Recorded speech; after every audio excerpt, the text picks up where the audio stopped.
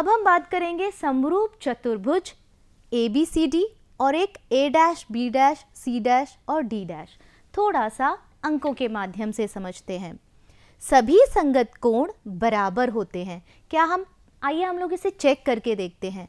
क्या सभी संगत कोण दोनों ही चतुर्भुज में बराबर है?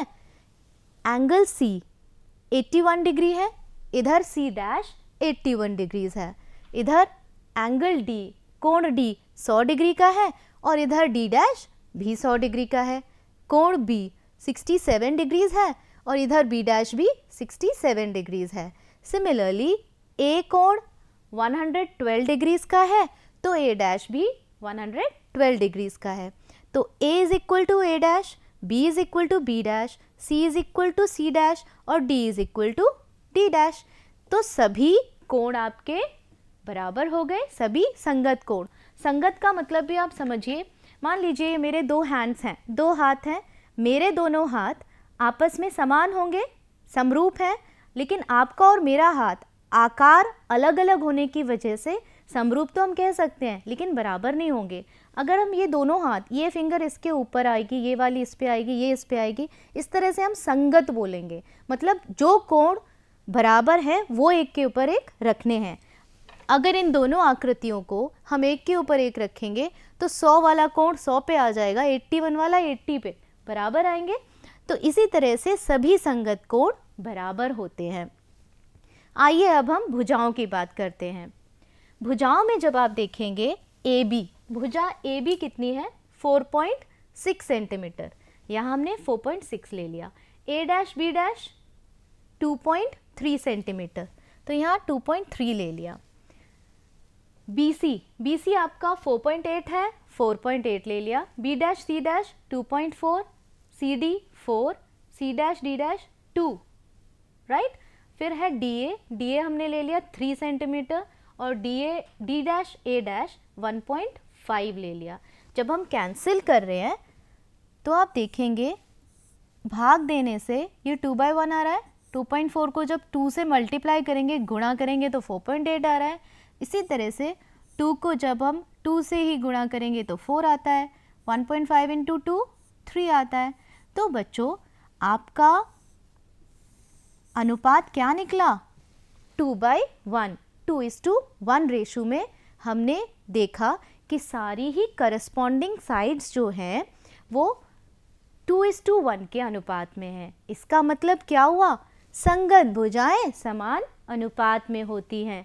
तो कोई भी दो चतुर्भुज तभी समरूप हैं, दो कंडीशंस अगर वो सैटिस्फाई करते हैं, दो बातें अगर वो पूरी करते हैं, सभी संगत कोण बराबर हों और संगत भुजाएं समान अनुपात में हों। ध्यान से देखिए, समझिए और इस क्वेश्चन को आप अपनी नोटबुक्स में ज़रूर करिएगा क्योंकि ये बहुत इंपॉर्टेंट है और इसे करने के बाद आपको समरूप चतुर्भुज के बारे में अच्छे से समझ आ जाएगा। आइए आपका ज्ञान परखते हैं। अब ये मैंने ले लिए दो कोई भी चित्र है, हम इन्हें नाम भी नहीं दे रहे। क्या ये दोनों आकृतियाँ समरूप हैं? आइए चेक करते हैं। इनके संगत कोण बराबर हैं। चलिए देखते हैं। ये 90 डिग्री है, ये भी 90 ही है, ये भी 90 है, दिस इज ऑल्सो 90 डिग्री, ये भी समकोण है, ये भी और ये वाला भी और ये वाला भी। मतलब angle S is equal to angle S dash, angle R is equal to angle R dash, P is equal to P dash and angle Q is equal to Q dash. लेकिन जब आप ध्यान से देखोगे ये साइड या SP भुजा इसके बराबर है S डैश P डैश के, लेकिन जो SR 3 सेंटीमीटर है, SR S dash R dash 5 centimetre है, पर ये दोनों तो समान नहीं है। और अगर हम अनुपात की ही बात करें, 3 को 3 से जब आप डिवाइड करोगे तो 1 आएगा, लेकिन जब हम इस 3 को इस 5 से डिवाइड करेंगे तब तो 1 नहीं आ रहा।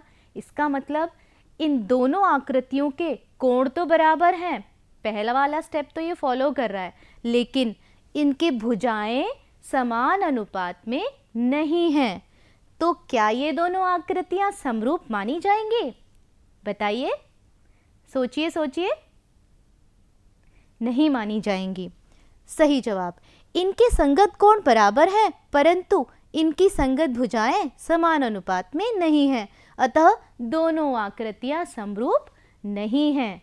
तो बच्चों आपने समझा, हमेशा ही समरूप नहीं होती हैं, यही तो हमें जांचना है कौन सी आकृतियां समरूप हैं और कौन सी आकृतियां समरूप नहीं हैं। अब हम करेंगे समरूप त्रिभुज सिमिलर ट्रायंगल्स पर कुछ खास बातें, और आप ध्यान दीजिएगा ये जो मैं अभी बताऊंगी वह आपको एक्सरसाइज नंबर 5J अभ्यास 5J जो आपकी पुस्तिका के पेज नंबर 133 पर है उसमें आपकी सहायता करेगा। आइए प्रश्न देखते हैं। ये पहला प्रश्न है, ये दूसरा प्रश्न है। ये दोनों ही प्रश्न मैंने साथ इसीलिए लिखे हैं जिससे आप तुलनात्मक अध्ययन कर पाएंगे, कंपैरेटिव स्टडी कर पाएंगे।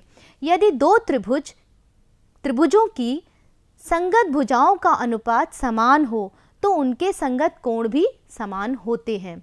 मतलब इसमें गिवन है कि दो त्रिभुजों की संगत भुजाएं तो अनुपात में हैं, ठीक है, और हमें प्रूफ करना है कि उनके कोण भी बराबर होते हैं। मतलब अगर पहले वाली कंडीशन सही है तो दूसरी अपने आप ही सही होगी।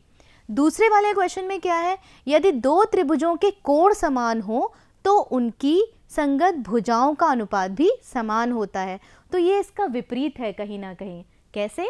इसमें हमने कहा है कि संगत भुजाएं समान अनुपात में हैं तो कोण बराबर होंगे। इधर हम कह रहे हैं अगर कोण बराबर हैं दोनों ही आकृतियों के तो भुजाएं भी समान अनुपात में होंगी। आइए करके देखते हैं। जैसा कि मैंने बताया इसमें संगत भुजाओं का अनुपात समान है, इसका मतलब AB बाय DE। चेक करें, 4.5/3 लिख दिया। अगला है BC by EF, BC 6/EF 4, so 6/4। जब हम इन्हें कैंसिल कर रहे हैं तो 4.5 को जब 3 से डिवाइड करेंगे, 3 से जब भाग देंगे तो 3/2 आता है, 3/2 आता है। इसी तरह से BC बाय EF भी 3/2 आ रहा है। और अगर हम CA बाय FD देखें तो CA कितना है 7.5 सेंटीमीटर और FD आपका 5 सेंटीमीटर। तो 7.5 को भी जब 5 से डिवाइड करेंगे, भाग देंगे, तो आपका अनुपात आएगा 3:2। इसका मतलब तीनों ही भुजाओं के जो संगत भुजाओं के अनुपात हैं वह 3:2 आ रहे हैं। तो बच्चों हम कह सकते हैं कि जब भी ये समान अनुपात में होती हैं भुजाएं तो आपके कोण भी बराबर होते हैं। तो ऑटोमेटिकली A = D हम मान सकते हैं, B = E और F = C। समझ आया? आइए अगला देखते हैं। दूसरे वाले में मैंने आपको कहा था यदि दो त्रिभुजों के कोण समान हो तो उनकी संगत भुजाओं के अनुपात भी समान होते हैं। अब की बार हम शुरू करेंगे कोणों से। A = D है, चेक करें 80 और 80 है, हाँ कोण अगर गिवन है बराबर है। B = 60, E = 60, दोनों ये कोण भी दोनों बराबर हैं। करस्पॉन्डिंग एंगल्स B = E आ गया। इसी तरह से एंगल C = F आ गया, यहाँ पे लिखा हुआ है which is equal to 40 degree. C और F कितना है 40 डिग्री है। तो अगर तीनों कोण बराबर हैं इसका मतलब तो लिख सकते हैं हम कि BC by EF is equal to AC by DF which is equal to AB by DE। ठीक है, तो हम इन्हें समान अनुपात में लिख सकते हैं भुजाओं को। सो 6/3 करेंगे, 2/1 आ रहा है, और इसी तरह से सबको जब हम भाग देंगे तो 2/1 आएगा, समान अनुपात आएगा। तो सिमिलर ट्रायंगल्स में ये जो दो फैक्ट्स हैं ये बहुत इंपॉर्टेंट है और इन्हीं पर आधारित आपके प्रश्न हैं अभ्यास नंबर 5J में। आई होप आप उनको करेंगे, और फिर भी अगर कुछ डाउट होगा तो आप फिर से इस वीडियो को देखें और अपने अध्यापकों की मदद लें। अगला देखते हैं, दी गई भुजाओं के अनुपात के आधार पर समरूप त्रिभुजों की रचना करना। अब हम करेंगे रचना। एक त्रिभुज की रचना कीजिए जिसकी भुजाओं में 2:3:4 का अनुपात हो। हमें एक त्रिभुज बनाना है जिसकी भुजाओं में ये अनुपात है। इसका मतलब अगर एक भुजा 2 है तो दूसरी 3 है और तीसरी 4 है, लेकिन हम इन्हें सेंटीमीटर नहीं लेंगे, हम कोई भी एक संख्या लेते हैं और उसी से इन तीनों को गुणा करते हैं। फिर जो माप निकलते हैं उसके आधार पर हम त्रिभुज की रचना करते हैं। आइए देखते हैं कैसे। इतना करने के बाद हमें एक काम और करना है। जो हमारा त्रिभुज बनेगा उसी के समरूप दूसरा एक और त्रिभुज भी बनाना है। तो बच्चों, हमें दिया गया है कि एक त्रिभुज ABC जिसकी भुजाओं में अनुपात 2:3:4 है, अनुपात बताया है, हम इसे रचना करेंगे। और रचना हमें करनी है ABC त्रिभुज की भी और PQR की भी। PQR आपके ABC के समरूप होगा, सिमिलर होगा। ये जो आपका पार्ट है ये आपको एक्सरसाइज नंबर 5K जो आपके पेज नंबर 135 पर है उसमें हेल्प करेगा। रचना के चरण। त्रिभुज की भुजाओं में अनुपात 2:3:4 है। इस अनुपात में हम 2 से, सबसे छोटी संख्या जिसे हम गुणा कर सकते हैं, 1 से करेंगे तो सेम ही आ जाएगा, इसलिए मैं 2 से कर देती हूँ। तो हम तीनों ही संख्याओं को 2 से गुणा करेंगे और भुजाएं क्रमशः क्या बन गई? 2 2 4, 3 2 6 सेंटीमीटर, 4 2 8 सेंटीमीटर। तो ये तीनों भुजाओं के माप हो गए। अब हम 4 सेंटीमीटर, 6 सेंटीमीटर तथा 8 सेंटीमीटर की भुजाओं का त्रिभुज बनाएंगे। कैसे बनाएंगे? सबसे पहले हम AB खींचेंगे 8 सेंटीमीटर की। हम लोग अक्सर 8 सेंटीमीटर या सबसे जो लॉन्गेस्ट साइड है उसे ही ले लेते हैं। हमने 8 सेंटीमीटर की भुजा AB खींची। फिर A से हम क्या करेंगे? अगला कितना है आपका? मान लीजिए 6 सेंटीमीटर और 4 सेंटीमीटर बचा है। A से मैंने 4 सेंटीमीटर अपने स्केल पे नापा कंपास की मदद से। कंपास की नीडल हम यहाँ रखते हैं और चाप 4 सेंटीमीटर की लगा दी। इसी तरह से हमने अपने कंपास की प्रकार की नोक B पर रखी, 6 सेंटीमीटर स्केल पे नापा और पुरानी वाली चाप को काट दिया। तो ये जो हमें बिंदु मिला यही बिंदु C है। उसके बाद हम C और A को मिला देंगे, C और B को मिला देंगे, हमारा त्रिभुज तैयार है। लेकिन हमें एक और काम करना है कि हमें इस त्रिभुज के समरूप एक और त्रिभुज खींचना है। आइए करते हैं। उपरोक्त त्रिभुज ABC के सभी कोणों को मापा। हम क्या करेंगे? सबसे पहले त्रिभुज ABC के सभी कोणों को मापेंगे और फिर PQ बराबर 5 सेंटीमीटर बनाया, एंगल P बराबर एंगल A, एंगल Q बराबर एंगल B बनाया। कोण बनाने वाली भुजाएं परस्पर बिंदु R पर काटती हैं। यह त्रिभुज PQR त्रिभुज ABC के समरूप अभीष्ट त्रिभुज है। तो बच्चों, ये जैसे मैंने AB 8 सेंटीमीटर लिया है, इसी तरह से ये हम अपनी मर्जी का ले लेंगे। PQ आप जितना चाहें ले लें। मान लीजिए मैंने इस बार 5 सेंटीमीटर लिया है क्योंकि हम समरूप त्रिभुज बना रहे हैं। ठीक है, बराबर तो नहीं बना रहे हैं कि साइड इक्वल होंगी। तो हमने PQ 5 सेंटीमीटर ले लिया। उसके बाद हमें क्या करना है?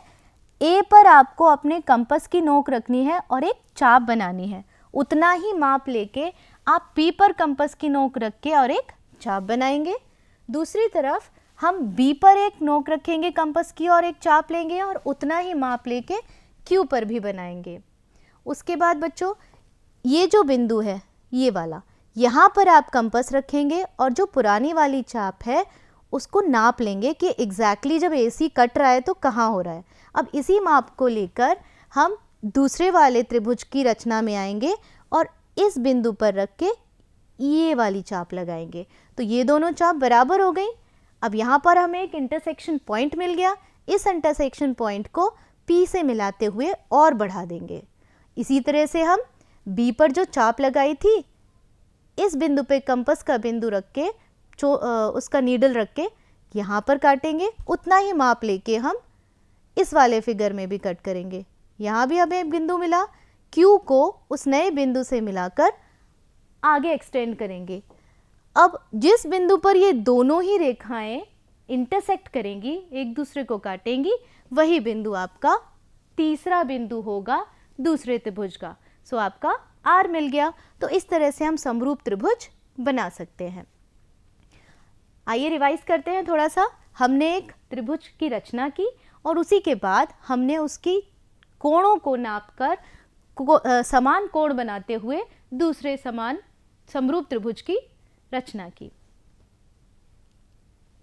आइए इस कंस्ट्रक्शन को मैं करके दिखा देती हूँ। कि बेसिकली होगा कैसे। सबसे पहले हमने दो बिंदु लिए, ए बी लाइन खींची जो कि 8 सेंटीमीटर थी। फिर ए पर हमने कंपास रखा और एक चाप बनाई, बी पर कंपास रख के चाप बनाई नापते हुए। हमें मिल गया बिंदु सी, दोनों चापें जहां पर इंटरसेक्ट करेंगी, काटेंगे एक दूसरे को। फिर सी ए और सी बी को मिला दिया। अब हम लोग दूसरा त्रिभुज बनाएंगे जो इस वाले त्रिभुज के समरूप होगा। लाइन तो हमने खींच ली 5 सेंटीमीटर। उसके बाद हमने ए से नापा, जितना भी चाप है उतना ही मेजरमेंट, उतना ही त्रिज्या लेके हमने पी से चाप लगाई। फिर इस बिंदु से हमने एक और चाप लगाई, उतना ही मेजरमेंट लेके दूसरे आकृति में भी। और फिर जो नया बिंदु हमें मिला हमने पी से एक्सटेंड कर दिया। इसी तरह बिंदु बी से हमने एक चाप लगाई, उतना ही मेजरमेंट लेके क्यू से।